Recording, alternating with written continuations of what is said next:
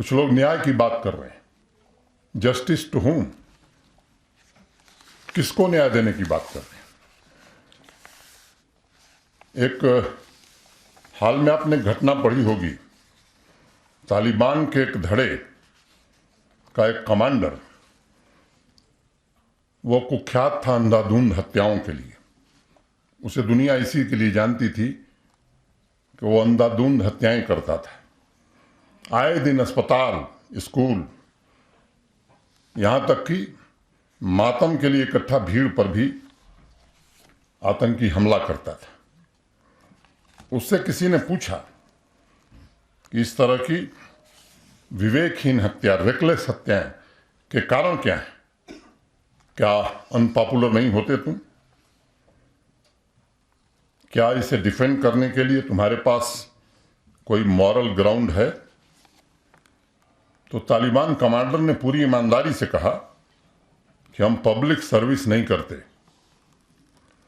न हम आम नागरिकों को पानी बिजली दे सकते हैं, न ही सड़क, स्कूल, अस्पताल दे सकते हैं।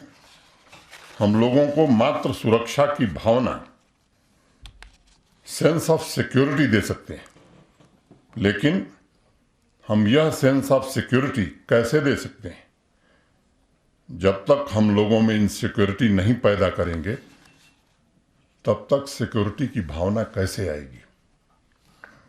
और तालिबान कमांडर दरअसल ये कहना चाहता था कि आम आदमी और प्रशासन दोनों को ये महसूस होना चाहिए कि जब तक तालिबान का शासन स्थापित नहीं होगा, तब तक न तो आम आदमी और न ही प्रशासन शांतिपूर्वक रह सकता है। जहां तक मैंने जिक्र किया भी, 3 दिन के अंदर ये घटनाएं हुई हैं, इस निर्मम हत्या का सवाल है। मैं उन आंकड़ों को दोहराऊं जो लोग ये बयान दे रहे हैं, तो कालिक कम पड़ जाएगी उनके चेहरे पर पोतने के लिए। लेकिन आज जिक्र करना मैं जरूरी समझता हूं कि जिन लोगों ने इस सूबे को लंबे समय तक चलाया है, ये लोगों को ध्यान रहना चाहिए कि 1998 इसी के अंदर बंधामा में 26 कश्मीरी हिंदुओं की हत्या हुई थी। कौन था उस समय? 1998 में प्राणकोट, उधमपुर में 26 लोग मारे गए थे। 1998 में ही चपनारी डोडा में 25 लोग मारे गए। 2000 में चटी सिंहपुरा में 35 सिखों की हत्या हो गई थी। 2000 में ही अमरनाथ यात्रा के दौरान 32 लोग मारे गए, जिसमें 7 हमारे मुसलमान भाई भी थे। लिट्टर में 17 लोग मारे गए। कासिम नगर में अनेक लोग मारे गए। एक एक घटनाओं का मैं जिक्र करूं।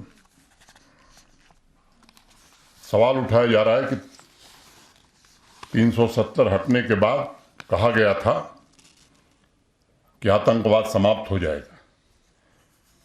मैं ये कहना चाहता हूं कि अगर आंकड़ों को देखेंगे तो काफी कमी आई है। यह सच है कि कुछ निर्दोष लोगों की हत्या हुई है, लेकिन यह भी सच है कि जो इकोसिस्टम लंबे समय से बनाया गया था और जानबूझ करके बनाया गया था, चाहे वो व्यापार में हो, सरकारी तंत्र में हो, उसको खत्म करने की हर पुरजोर कोशिश हो रही। और एक बात मैं और कहूंगा, जो कई बार मैं दोहरा चुका हूं, प्रशासन का एक ही मंत्र है कि बेगुनाह को छेड़ो मत और गुनहगार को छोड़ो मत। मुझे इस बात का संतोष है कि पिछले 2-2.5 वर्षों में किसी भी एक बेगुनाह आदमी की जान पुलिस या सुरक्षा बलों की गोली से नहीं गई। अगर कहीं संदेह पैदा हुआ है तो उस पर जो सख्त से सख्त कार्रवाई हो सकती थी वो करने की कोशिश की गई। अगर मैं आंकड़े बताऊंगा तो लोगों के होश उड़ जाएंगे। अगर मैं प्रतिशत की बात करूं, 2016 से 19 से 2019 से 22 के बीच तो लगभग आंकड़े आधे हो गए। लेकिन लोगों की अपेक्षा हमसे दूसरी है, ये मैं इस बात को जानता हूं, क्योंकि देश में एक ऐसा प्रधानमंत्री है जिस पर पूरी दुनिया और पूरे देश को भरोसा है। एक छोटी घटना भी लोगों को दहलाती है लोगों की अपेक्षा यह है कि वे भी घटना नहीं होनी चाहिए। आतंकी संगठनों के सरपरस्तों को मुंहतोड़ जवाब दिया जा रहा है। इंटेलिजेंस बेस्ड ऑपरेशंस की संख्या बढ़ी है। इकोसिस्टम किस तरह से समाप्त हो इसकी कोशिश की जा रही है। और मैंने कहा पहले आपसे कि अब दूसरे देश के इशारे पर जम्मू कश्मीर में बंदी नहीं होती। स्कूल में बच्चे पढ़ाई करते हैं, किसी की दुकान और किसी का बिजनेस प्रतिष्ठान अब कोई जबरदस्ती जम्मू कश्मीर में बंद नहीं करा सकता है। आम आदमी अमन चैन से रोजी रोटी कमाए, इसकी व्यवस्था करने में हम सफल हुए हैं। टेरर फंडिंग और रिक्रूटमेंट पर काफी हद तक अंकुश लगा है। सपोर्ट सिस्टम को चलाने वाले लोग,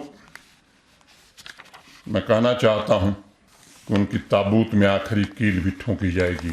और जब तक अमन चैन नहीं आएगा, मैं आपको भरोसा देना चाहता हूं कि एक व्यक्ति की भी जान जाती। मैं जानता हूं इस बात को कि मौत का कोई मुआवजा नहीं होता है। जिस परिवार का दिया बुझ जाता है उस परिवार को देखने वाला कोई नहीं होता। इस सच्चाई को मैं जानता हूं। मुझे दुख है कुछ लोग इन आतंकवादियों के शिकार हुए हैं, लेकिन आज मैं आपसे जरूर कहूंगा कि आतंकवाद समूल जम्मू कश्मीर में समाप्त हो, इसकी हर कोशिश अंतिम सांस तक की जाएगी।